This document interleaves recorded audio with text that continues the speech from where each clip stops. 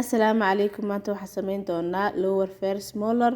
waqtigeeni waa soo qaadanay waxaan ka bilaabi doonaa iliga dhinaciisa cervicalka waxaan ku xigsiin doonaa dhinacyada iliga online ankleski waxaan sameysan doonaa labadii kasbi ee corneayaasha xigay messiolingual kasbi iyo distolingual kasbigi si ay natural u ekaadaan waxaan sameynaynaa contour u eeg kasbiyada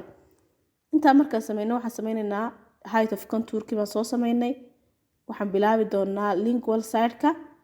side-kana sidoo kale waxaan ka bilaabi doonaa corneayaashii oo aan ka sameynay kasbiski messiolingual kasbigi iyo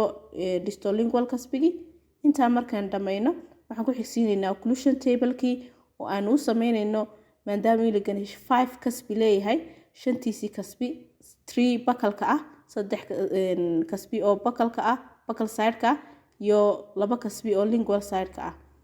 kadib waan keeraf gareynaynaa sidoo kale waxaan u sameynay oo ah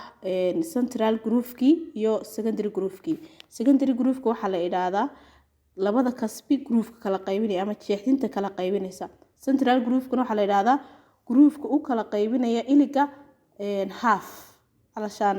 bartanka iliga maray ayaa la yiraahdaa central groove hadda waxaan u sameynay central groove-kii ridges-kii kasbiyadii oo dhan waan sameynay waan dhameynay finishing baan taaganahay oo kaasaas inoogu soo baxay markii hore saasuha imikana saas ka dhignay